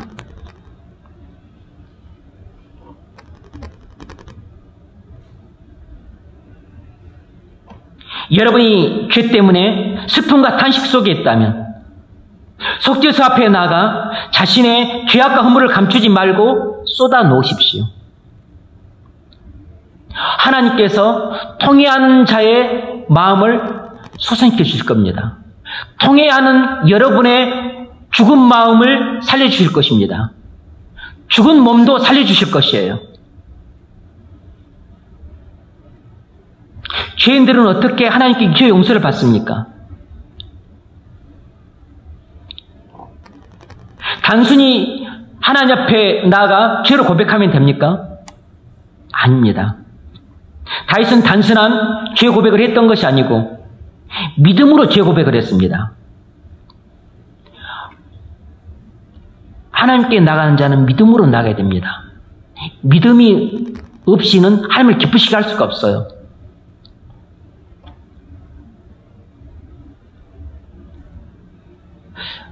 믿음 없이 10,000원을 헌금하는 것보다 믿음을 갖고 1,000원을 헌금을 하는 게 하나님을 기쁘시게 합니다. 믿음이 없이는 하나님을 기쁘시게 할 수 없어요. 우리는 어떻게 죄 용서를 받습니까? 믿음입니다. 그리스도의 완전한 용서를 믿음으로 회개할 때 죄 용서를 받습니다. 그리스도의 완전한 용서를 믿음으로 나의 죄를 고백할 때 용서를 받습니다. 하나님 앞이 속죄소라는 것을 기억하십시오. 하나님 앞이 속죄소입니다. 하나님 앞이 시운소예요. 죄인을 위한 장소입니다. 속죄소.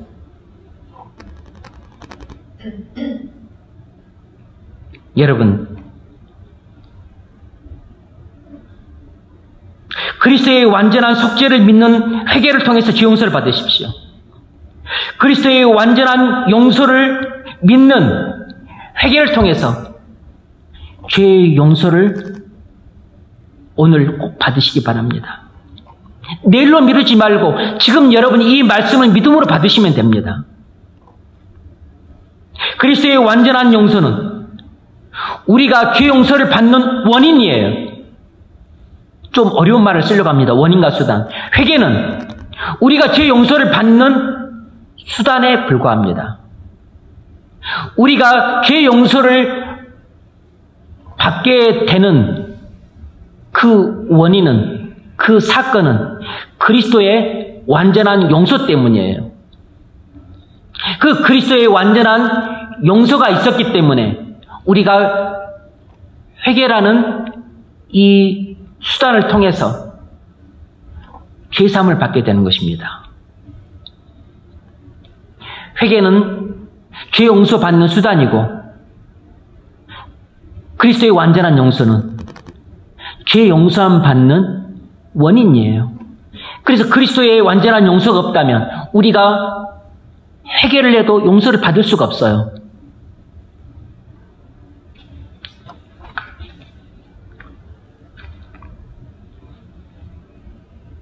자, 피곤할 테니까 우리 6절 한번 같이 한번 읽어볼까요? 6절 시작. 이로 말미암아 모든 경건한 자는 주를 만나 기회를 얻어서 주께 기도할지라. 진실로 홍수와 공명할지라도 그에게 미치지 못하리라. 아멘.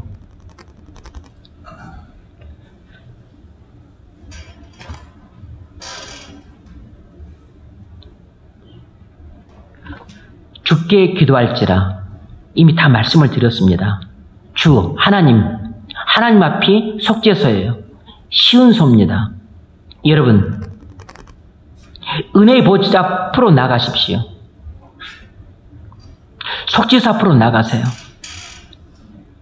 하나님이 여러분 죄를 용서하시기 위해 기다리고 계십니다. 하나님 아버지께서 우리에게 주신 은혜는 죄 용서입니다. 죄 용서를 위해 하나님이 독생자를 그리스도로 보내셨고 독생자 그리스도가 십자가에서 피 흘리셨고 성령께서 사역하고 계세요. 삼위일체 하나님 사역의 궁극적인 목표는 하나입니다. 죄 용서예요. 구원의 날을 낭비하지 마십시오. 하나님께서 응답하시기로 약속하시는 동안 기도하십시오. 하나님께서 응답하시기로 약속하신 말씀을 붙잡고 기도하세요. 오늘이 구원의 날입니다. 오늘 죄 용서를 받고자 한다면 바로 오늘 밤 속죄소로 나가십시오. 하나님은 속죄소 앞에서 여러분을 기다리고 계십니다. 하나님이 늘 속죄소 위에 구름으로 임재하셔 하셨던 것처럼 바로 여러분이 무릎 꿇는 자리가 속죄소예요. 여러분이 무릎 꿇는 골방의 그 방이 속죄소입니다.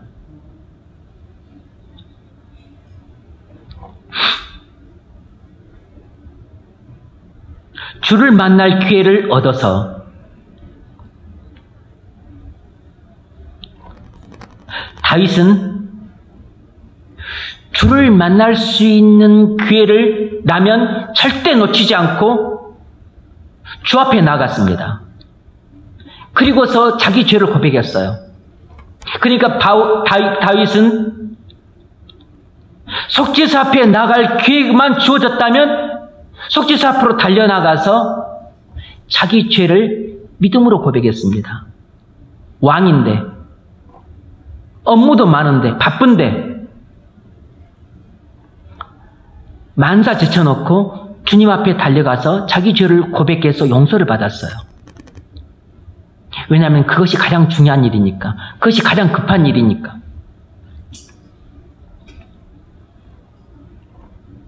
하나님께 기도할 특정한 기회가 있습니다. 지금이 바로 그 기회예요. 주님께서 우리에게 주를 만날 기회를 주시기 위해 수련회를 부르셨습니다. 죄의 용서를 얻게 되는 특정한 날이 있어요. 바로 오늘이 그 날입니다. 바로 수련회 마지막 날 밤, 이 날이 주님이 우리에게 죄의 용서를 주시기 위해 예비하신 날이에요. 우리가 강팍해져서 지금 이 기회를 무시한다면 다시 얻지 못할 겁니다.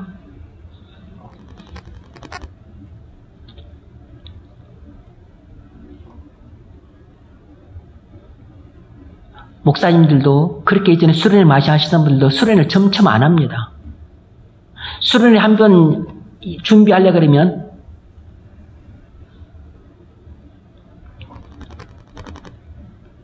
그냥 진액이 빠집니다. 진액이.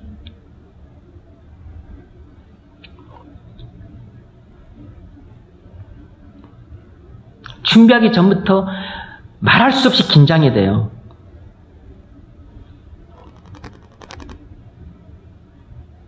모든 신경이 여기에 쓰입니다. 너무 힘드니까 목사님들이 점점 수련을 안 해요.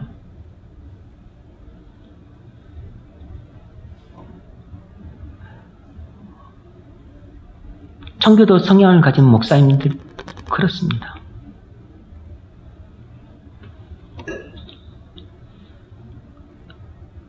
너무 힘들어요.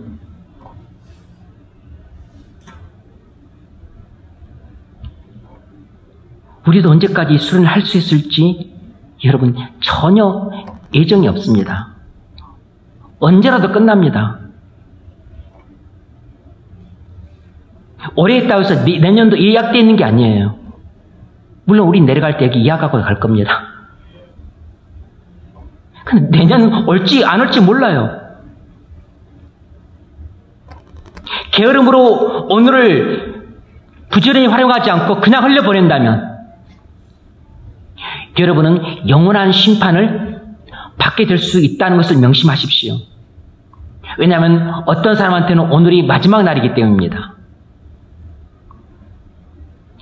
그때 심판대 앞에서 자신의 어리석음을 후회하게 될 것입니다. 진실 홍수가 범람할지라도 죄에게 미치지 못하리다. 여기서 홍수는 죄에 대한 하나님의 심판을 가리켜요. 시편 143편 2절은 이렇게 말합니다. 주의 종의 심판 행치 마소서 다윗의 기도입니다. 주의 종의 심판 행치 마소서. 왜 다윗은 이렇게 말했을까요? 죄인에게 가장 무서운 일은 하나님의 심판이기 때문입니다. 그런데 오늘날 많은 죄인들은 하나님의 심판이 무서운 줄을 몰라요. 그저 국회의원 못해먹는 것이 무섭고, 변호사 못해먹는 게 무섭고, 직장 잃는 게 무섭다고 생각을 합니다. 근데 정말 무서운 것은 하나님의 심판입니다. 물론 실직도, 또 이별도, 사별도, 건강을 잃는 것도, 그것도 무서운 일이 아니라고 할 수는 없겠죠. 그런데 정말로 무서운 일은 감당할 수 없는 하나님의 진노의 심판입니다.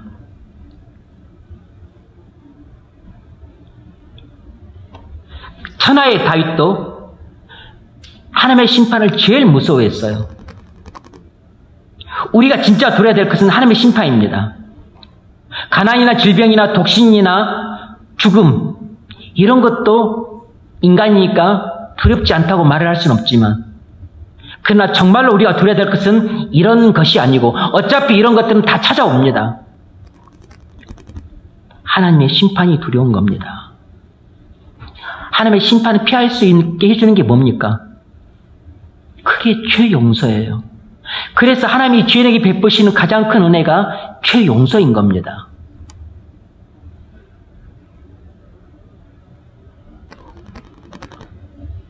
우리는 천성적인 게으름과 불신앙 때문에 은혜를 얻는데 너무 느립니다.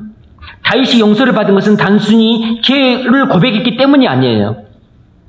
믿음으로 자기 죄를 고백했기 때문입니다. 믿음으로 죄를 고백한다는 것은 그리스도의 완전한 용서를 믿고 자기 죄를 고백하는 것입니다. 믿음으로 회개한다고 하는 것은 그리스도의 완전한 용서를 믿고서 회개를 하는 것이에요. 그리스도의 완전한 용서가 믿어져야지만 진짜 회개가 이루어집니다. 그리스도의 완전한 용서가 믿어져야만 하나님의 크신 사랑 앞에 내가 얼마나 더럽고 흉악하고 가증스러운 죄인이라는 것이 깨달아지기 때문이에요. 그 죄에 대한 깨달음이 있어야 비로소 회개의 문이 열리는 것입니다. 그때부터 회개가 시작되는 것이에요.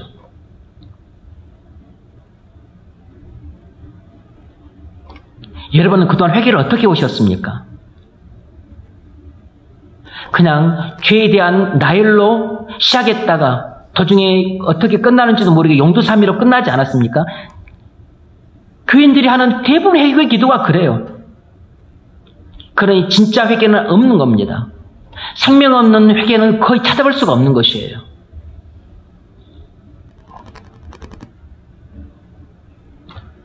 여러분, 그리스도의 완전한 용서를 믿음으로 여러분의 죄를 고백하십시오.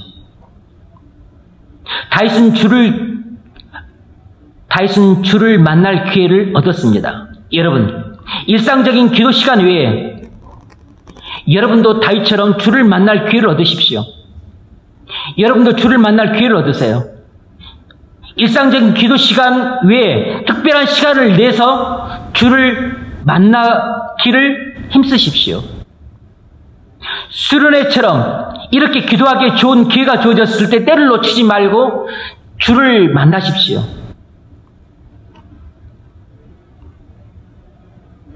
우리는 영적으로 게을러서 좀처럼 하나님을 찾지 않습니다. 하나님께서 만나주시겠다고 약속한 때 믿음으로 자기 마음을 쏟아 놓으세요. 하나님께서 우리를 만나주기 위해서 부르지 않으셨다면 뭐 때문에 부르셨겠습니까? 하나님께서 우리를 찾아오시면 세움을 주십니다. 그래서 겸손한 자의 영을 소선시켜요. 새 마음을 주십니다. 통회하는 자의 마음을 소선시키십니다. 굳은 마음을 지하고 부드러운 마음을 주세요. 우리가 여기에 올라오는 목적은 하나입니다. 마음의 변화예요. 굳은 마음을 제거하고 부드러운 마음을 갖는 것입니다.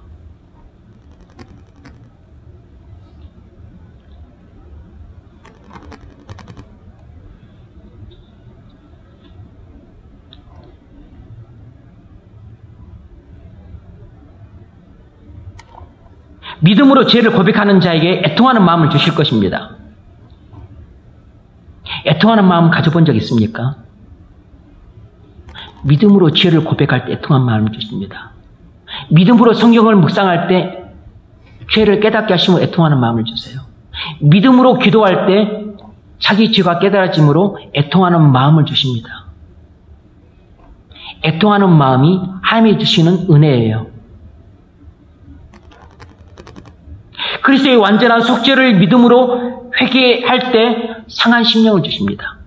그리스도의 완전한 속죄를 믿음으로 회개하는 사람에게 상한 심령을 주세요. 왜냐하면 그리스도를 완전한 속죄를 믿음으로 회개할 때 자기 죄를 깨닫게 되고 그래서 애통하는 심령으로 기도를 하게 됩니다. 바로 그 심령이 상한 심령이에요. 하나님께서 가까이 계신 이때 하나님과 화목하십시오. 여러분 죄를 회개함으로 죄 때문에 깨진 하나님과의 관계를 다시 회복하십시오. 이사야서 55장 6절 너희는 여호와를 만날 만 때에 찾으라. 가까이 계실 때 그를 부르라.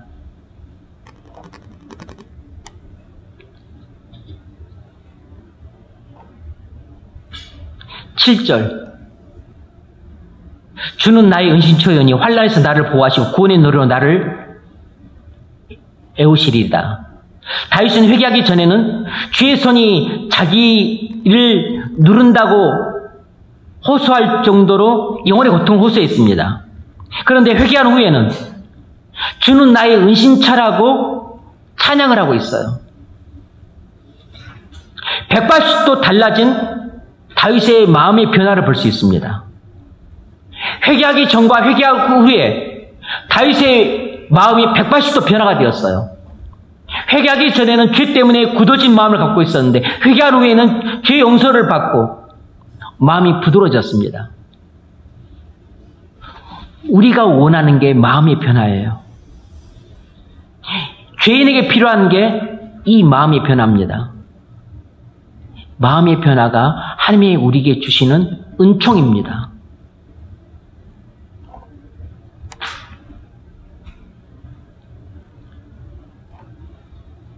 우리가 회개하기 전에는 주의 손이 우리 영혼을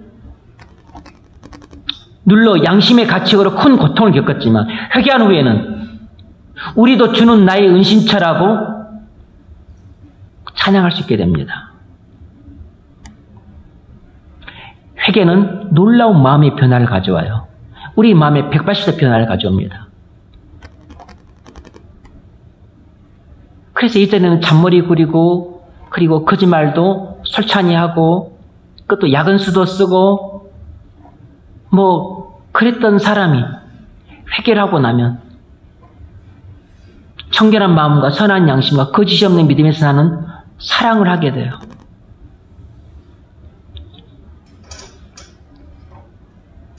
주는 나의 은신처라는 말은 내가 주의 날개 아래로 피해서 안전하다는 뜻입니다. 주는 나의 은신처요니, 주는 나의 피난처요니 이 뜻인데 이 말은 내가 주의 날개 아래로 피해 숨어서 나는 안전하다 이 뜻입니다.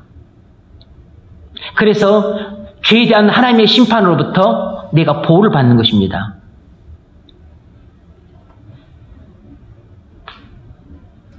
그래서 내게는 구원의 노래가 나를 두르게 돼요. 찬양이 두르게 됩니다. 여러분이 아직도 우리 주 예수 그리스도를 은신처로 삼지 못했다면 여러분은 기쁨과 평강을 누리지 못합니다. 주님만 우리의 은신처가 되십니다. 다른 것들은 전부 상한 갈대예요. 주님만이 여러분의 은신처가 되심으로 여러분이 은신처를 찾고자 한다면 지금 빨리 주님께로 달려가십시오. 그리고 주님 품 안으로 들어가세요. 그래서 주님의 날개 아래 속으로 병아리가 암탉 품에 숨듯이 그렇게 숨으십시오. 그러면 죄에 대한 하나님의 진노의 심판으로부터 여러분이 안전하게 될 겁니다.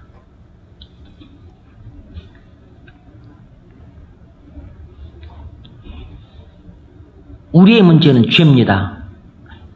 나의 죄가 나와 하나님 사이 관계를 깨뜨려 버렸어요. 하나님이 내게서 떠나셨습니다. 그래서 이 하나님과 나 사이의 관계를 깨뜨린 죄 문제를 해결할 방도를 찾아야 됩니다. 그것이 회개예요. 그런데 하나님께서 내게 회개를 명하셨지만 나는 회개할 수가 없습니다. 죄를 깨달을 수도 없고 애통할 수도 없고 버릴 수도 없어요. 그럼 어떻게 하냐면 회개는 믿음으로 할 수 있습니다. 그리스도의 피를 믿음으로 회개할 수 있어요. 그리스도의 완전한 속죄를 믿으면 회개가 됩니다. 그리스도의 완전한 용서가 믿어질 때 성령께서 나의 죄를 깨닫게 해주십니다. 애통하는 마음을 주세요. 죄를 미워하게 하십니다. 그래서 회개케 해주시는 겁니다. 그러므로 여러분이 회개하고자 한다면 먼저 그리스도의 피를 바라보세요. 그리고 그리스도의 완전한 속죄를 붙잡으십시오. 그리고 그리스도의 완전한 용서를 믿으세요. 그때 하나님의 사랑이 깨달아지면서 여러분의 죄악이 깨달아집니다. 그리스도의 크고 넓으신 은혜가 깨달아지면서 나의 더럽고 괴물보다 흉측한 나의 참 모습이 깨달아져요. 그렇게 나의 죄가 깨달아져야지만 애통하는 마음으로 죄를 고백하게 되고 미워하는 마음으로 죄를 끊게 돼요. 그리스도의 완전한 속죄를 믿는 것도 은혜고 그 믿음으로 회개하는 것도 은혜고 죄 용서를 받는 것도 은혜입니다. 모든 것이 은혜로 시작해서 은혜로 끝나는 것이 죄인의 일생이에요. 죄인의 구원입니다. 우리 힘으로 할 수 있는 게 아무것도 없어요. 교회를 처음 나오거나 50년 동안 다니거나 똑같은 조건입니다. 나이가 젊거나 늙거나 똑같아요. 어차피 우리 힘으로 할 수 없다는 조건은 똑같습니다. 그러므로 낙심할 필요가 없고 절망할 필요가 없어요. 우리 모두에게 소망이 있습니다.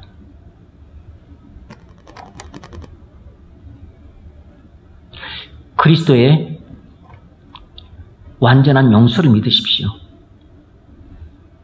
그러면 회개할 수 있습니다. 그때 죄 용서를 받게 돼요.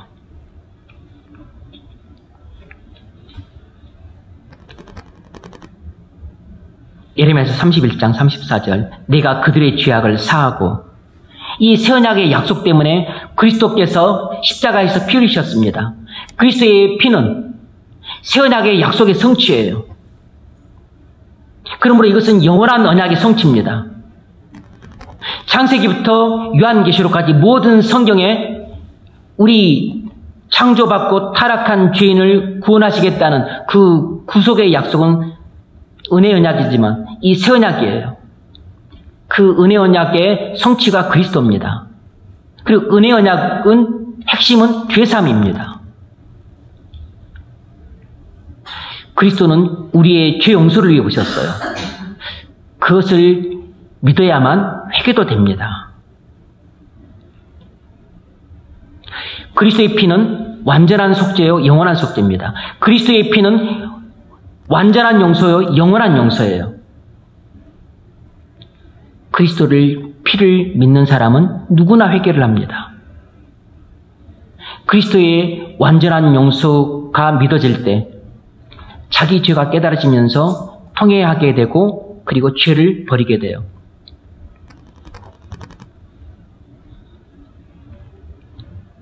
여러분, 그리스도의 속죄를 믿으세요. 그리스도의 속죄를 믿음으로 회개하십시오. 그리스도의 완전한 용서를 믿고 죄를 회개함으로 죄의 용서를 받는 은혜가 임하기를 주의 이름으로 축원합니다.